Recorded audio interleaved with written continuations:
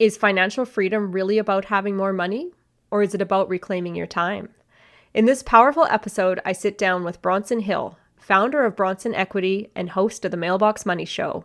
We talk about escaping the golden handcuffs, building passive income, and stepping into the version of yourself who already has wealth.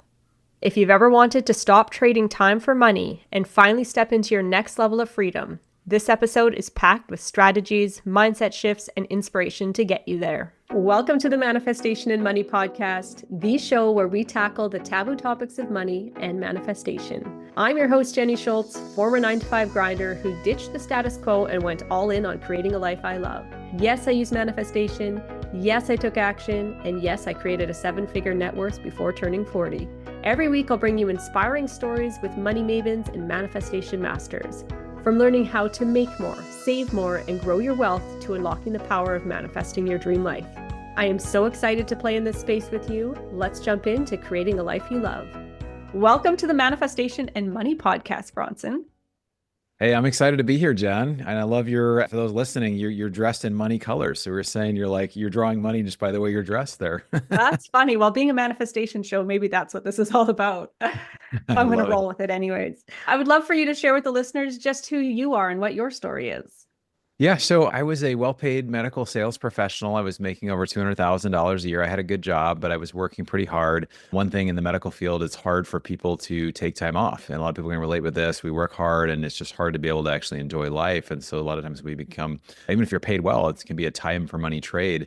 And so I worked with a couple of physicians that I worked very closely with that made over $2 million a year each, which is a lot of money, but they were working 60 to 80 hours a week every week, and it was hard to take vacations. And so I just thought, that to me doesn't feel like financial freedom. And so a lot of people say financial freedom, but really it's time freedom. That's what I wanted, was the time freedom, right? That financial freedom can get.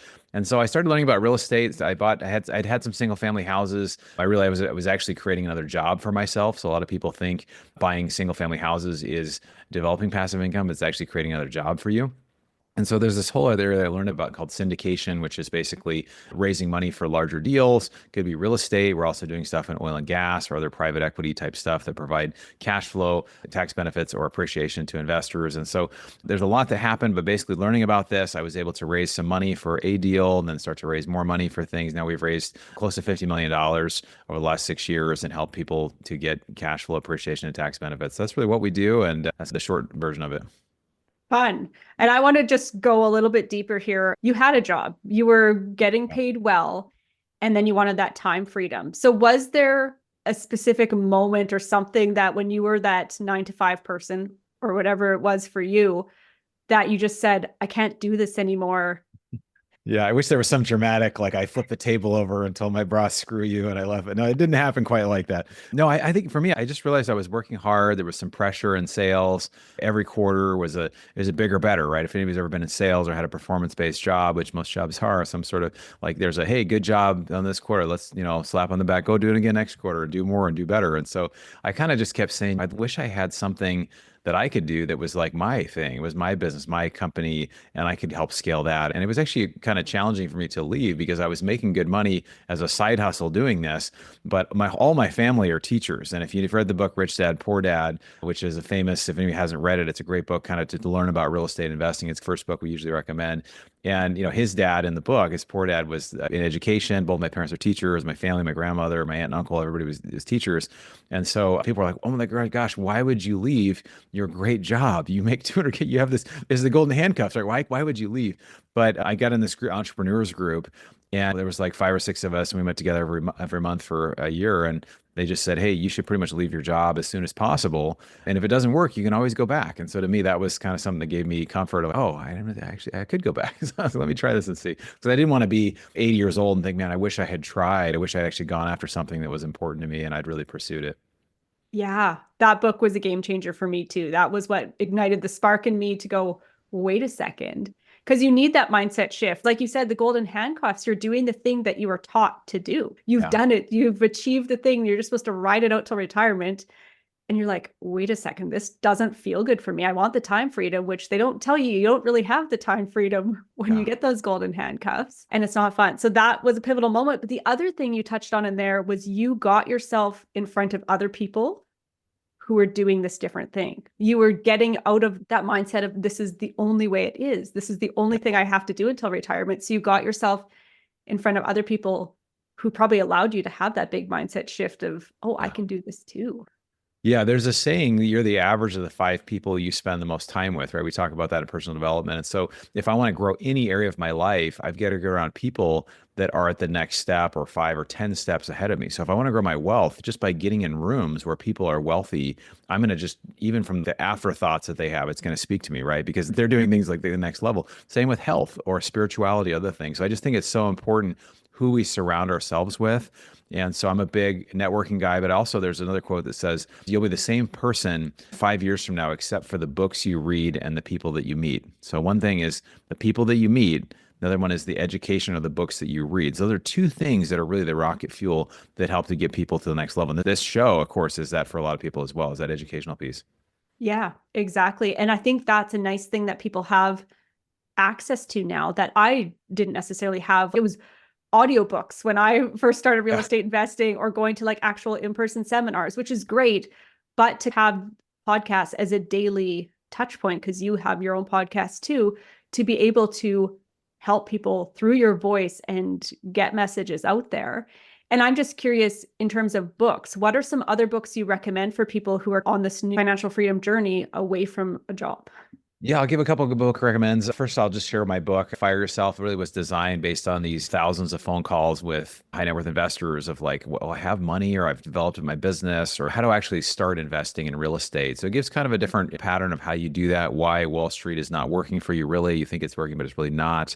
That's kind of a glorified savings account because there's a lot of hidden fees. And then just getting into different alternative assets. And so I do think education is huge. We talked about Rich Dad, Poor Dad. We talked about, there's one, the second book I actually enjoyed even more, called Cash Flow Quadrant. So it kind of talks about like how you earn your money and how you develop cash flow. And I have a belief that cash flow beats appreciation. So appreciation is making money long term.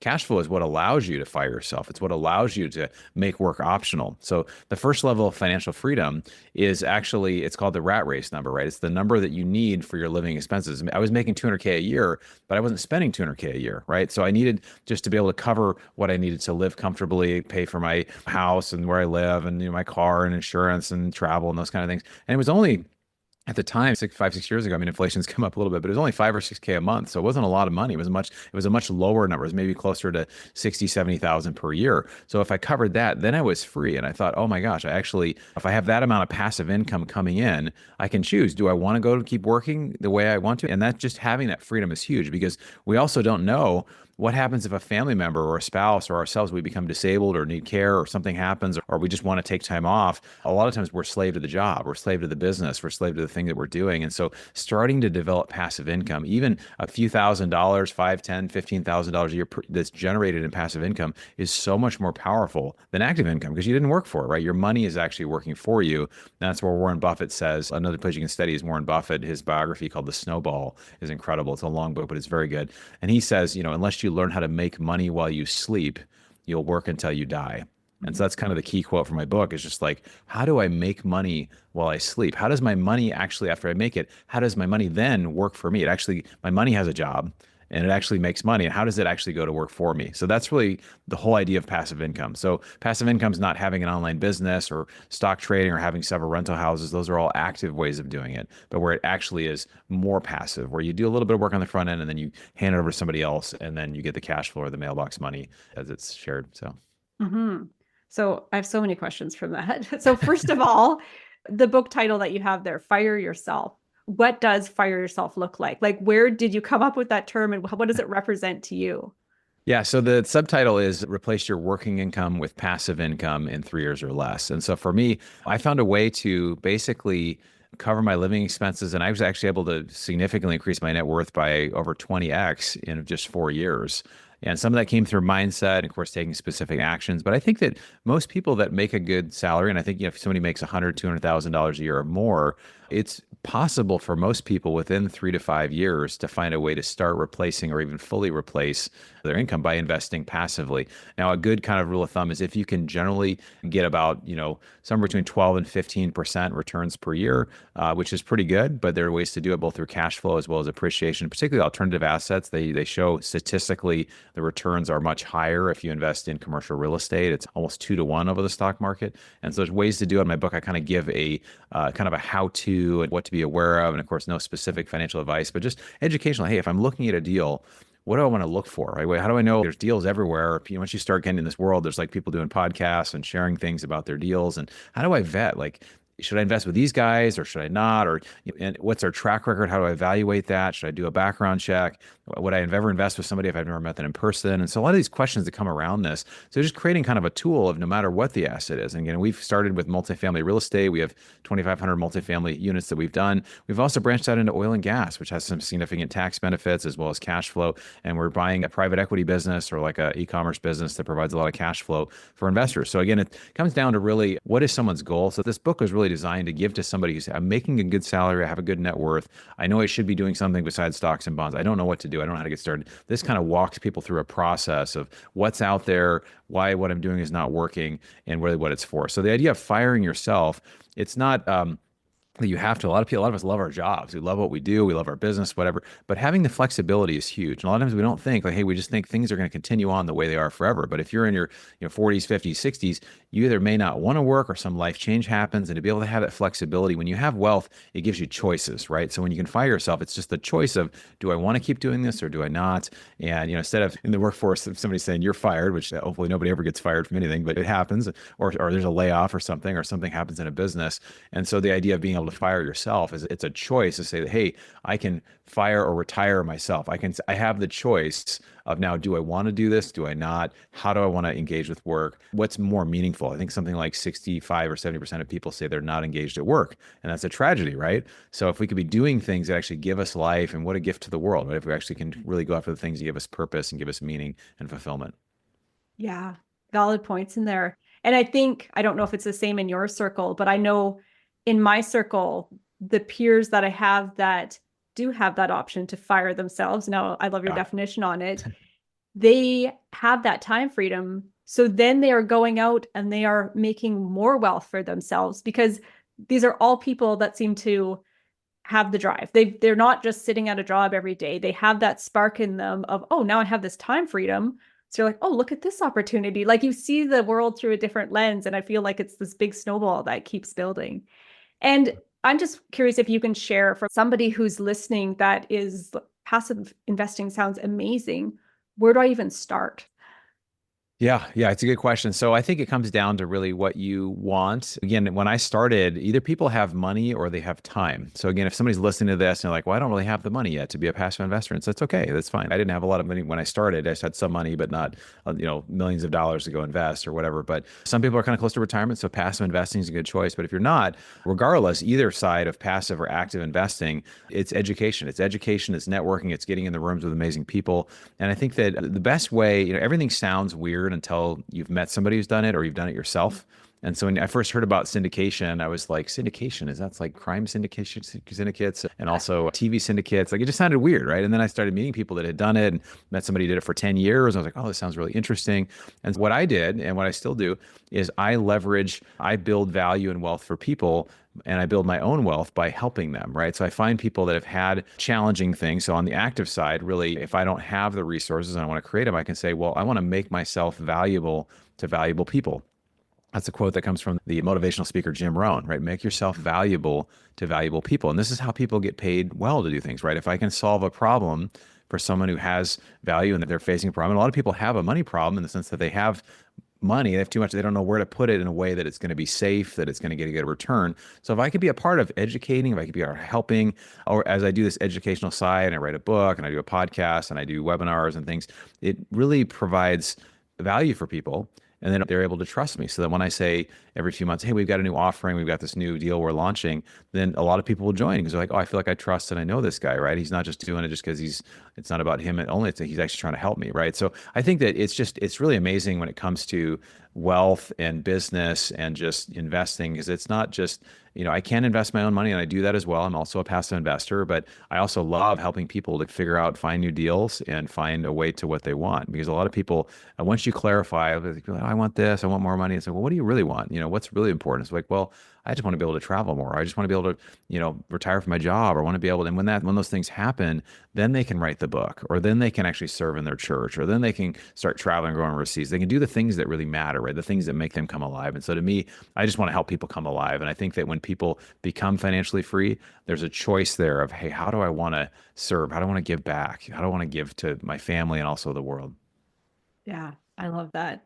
And I loved in there how you talked about the money problem in a totally flipped way that most people look at the money Too much problem, money. right? What do I do? Yeah. Too much money. It's a good problem to have. Or not too much. They wouldn't think it's, but they think of it as like, hey, I've got this stuff. Like, what do I do with this to where it's, but when we're on the other side of that, we don't think that way. We don't think these people just have money, but it's like, no, like they have things that they need. And if I can just get around them and figure out what they need and they want, I can help them.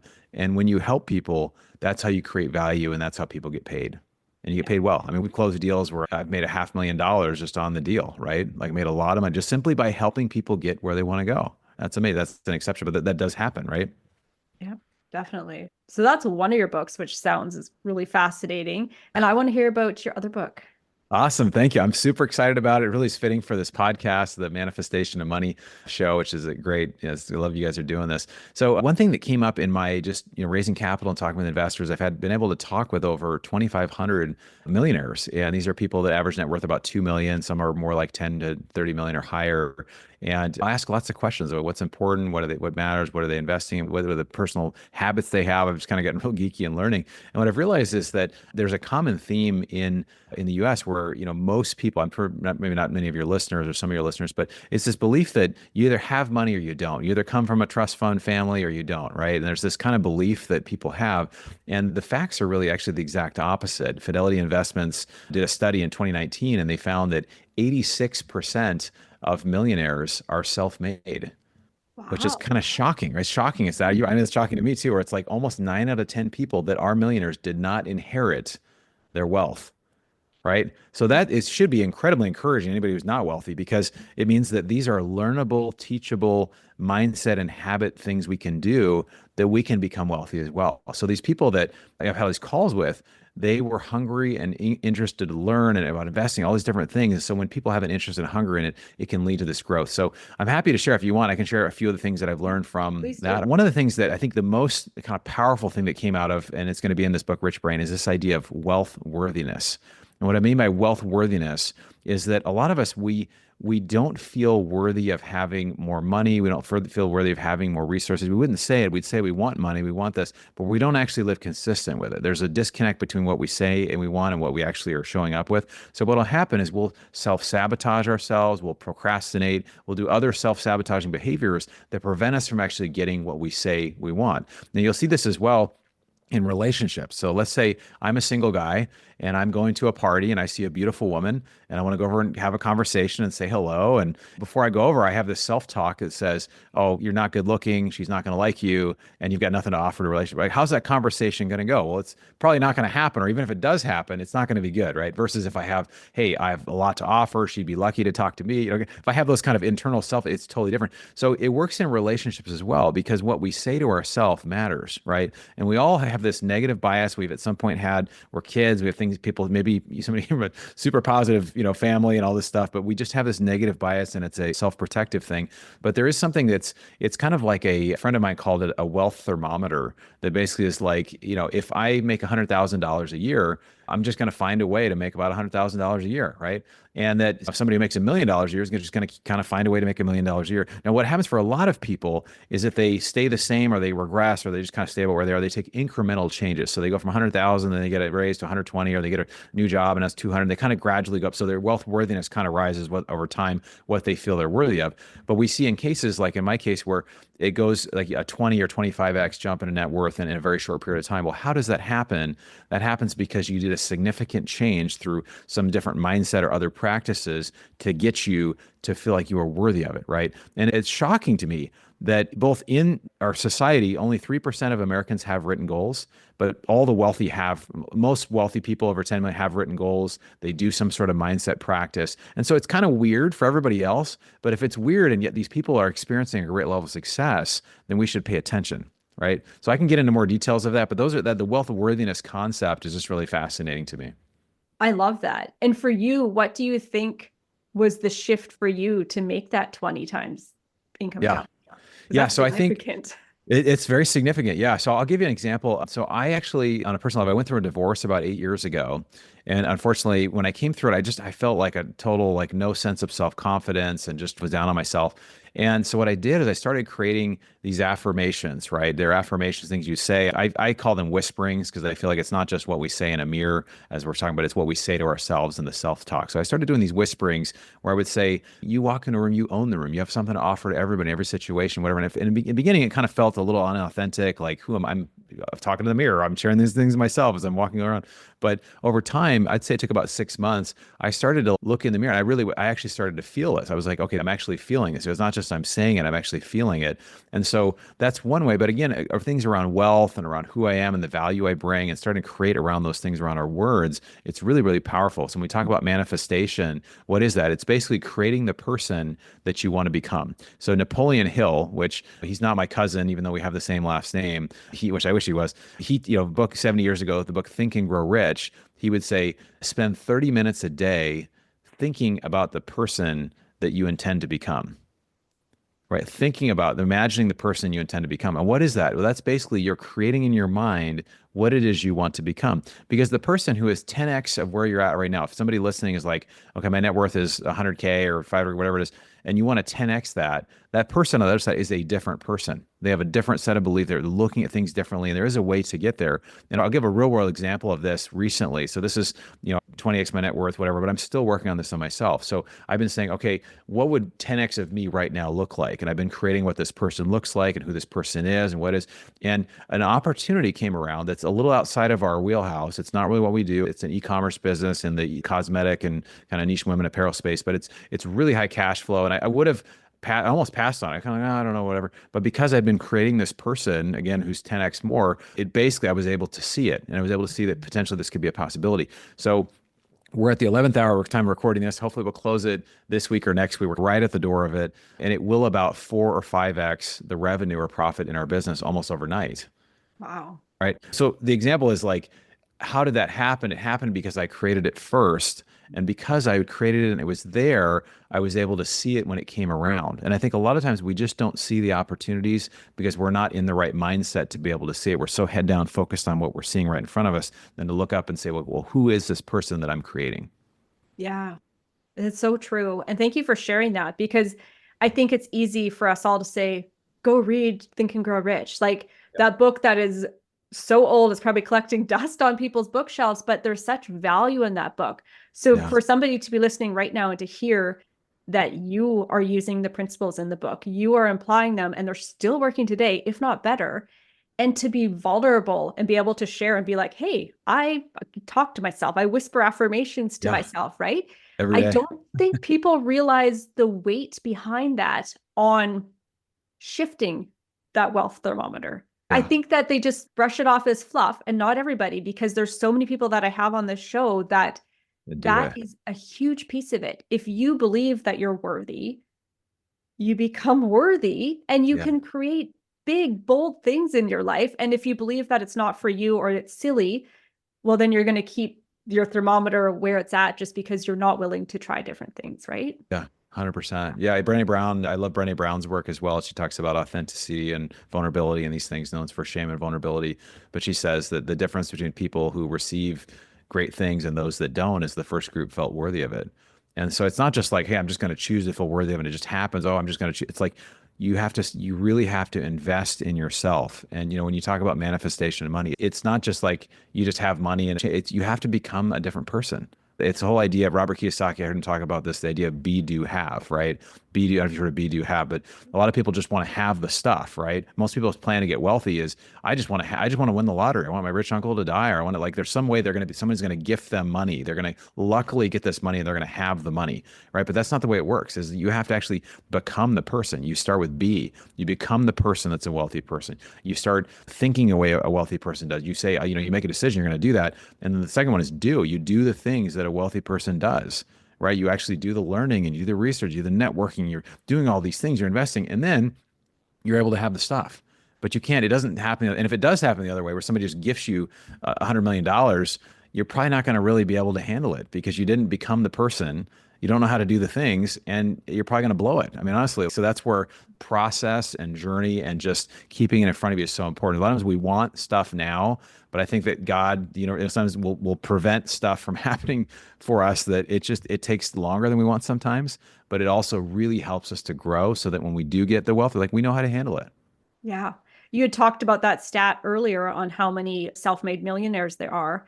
And there's probably an equal stat to people that have inherited wealth that didn't know how to deal with it or didn't feel worthy of it, that blew through it and no longer had the generational wealth that was passed on to it all again because of the mindset in the reverse effect. Yeah, 100%. Yeah, it is. And you see it. People, they say typically we work with a lot of wealthy families now, a lot of people that are wealthy, and a lot of it's they really want to help their kids because statistically, you look, usually the first generation will make wealth, the second generation will, so their kids will preserve it. And then by the third generation, it's gone. So how do you actually preserve it in generational wealth? What do you do? And this for a lot of listeners, I don't have $100 million. I don't have all this money. I don't know how to do this.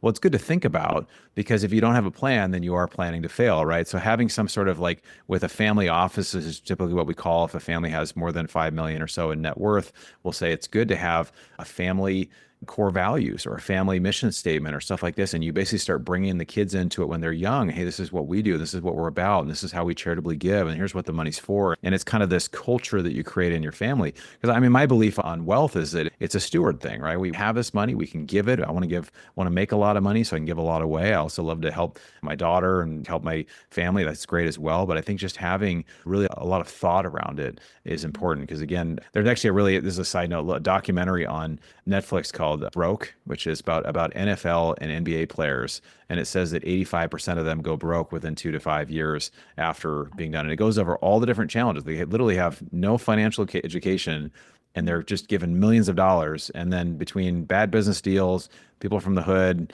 sometimes that want to be supported, or women that show up, and there's all these different things that happen. So you look at all the pitfalls, and I think these are things we can all learn from to say, okay, when I get wealth, how do I want to handle this? Or what would this look like in my life? Yeah, that's really sad. And I don't know how to solve it. Like even going through school and stuff, you don't learn enough about wealth and you don't clearly, the more I get into chatting with people, you don't learn enough about the mindset that is connected to that. And even as adults, when you just assume, oh, you grow up, you're an adult, you'll figure things out. But to hear stories like that, there Yeah. needs to be some kind of a link. There needs to be, and I guess podcasts and stuff like this is what we're trying to do, is just kind of share knowledge, right? It's at our fingertips. I feel like this is all stuff we need to know, but we don't all know it. We as the human collective, we don't all know this stuff. Yeah. Yeah. It's something that too that, there's a question of why don't we know this, right? Why aren't we taught this? Why don't schools teach this? And some of it, there's not a big conspiracy, but the educational system really, a lot of it was around, John Rockefeller really helped to expand, John D. Rockefeller. And really they were creating people that would be good employees, that would be good workers, that would come work in a factory.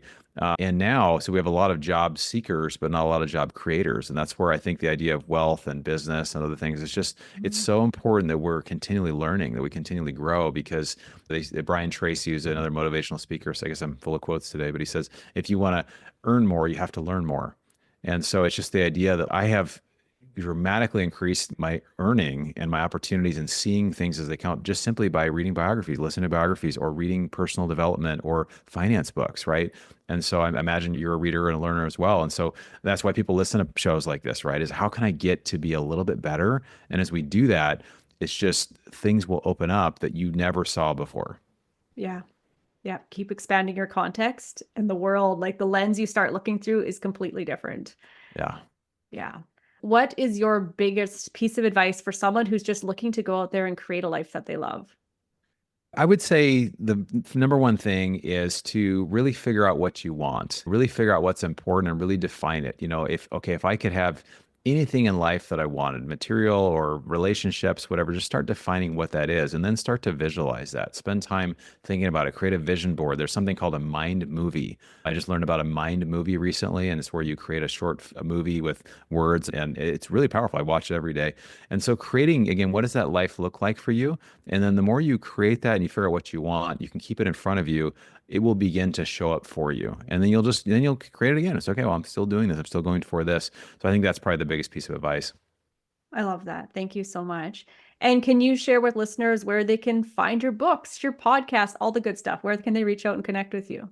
Yeah, thanks. So the best way to connect, I have a free gift for your audience here. It's a guide on how to use inflation to your advantage. So we all know inflation, everything costs 50% more than it did 5 years ago. And so inflation is obviously real. It's going to continue. And so instead of getting the pain at the pump and at the grocery stores, how do you actually get on the other side of that equation, right? In this guide here, it's basically 40 color pages and it's a free download. We'll email it to you, but if you text the word inflation to the number 33777, so if you text the word inflation to 33777, it'll ask for email. We'll send it over to you, and that'll kind of put you in touch with our deals and stuff we're working on too. But that's probably the best way to connect. Okay, awesome. Thank you so much for joining me on the show today and having this expansive conversation. Thanks so much, Jen. It was a lot of fun. Really appreciate it. Thank you so much for tuning in to this episode of the Manifestation and Money podcast. If today's conversation lit a spark in you and you're craving a space to go deeper with your vision, to actually live what you are manifesting, I want to invite you into something really special. It's called the Manifestation Playground, a high vibe monthly membership where you get to experiment with manifestation techniques, connect in intimate pods of like-minded people, and receive direct mentorship from me twice a month inside our cozy Zoom room. This is where your dream life stops living in your journal and starts showing up in your reality. Vision, energy, accountability, it's all happening inside the Manifestation Playground, and your group might be forming right now. Just head to www.manifestationplayground.ca or click on the link in the show notes to learn more and save your seat.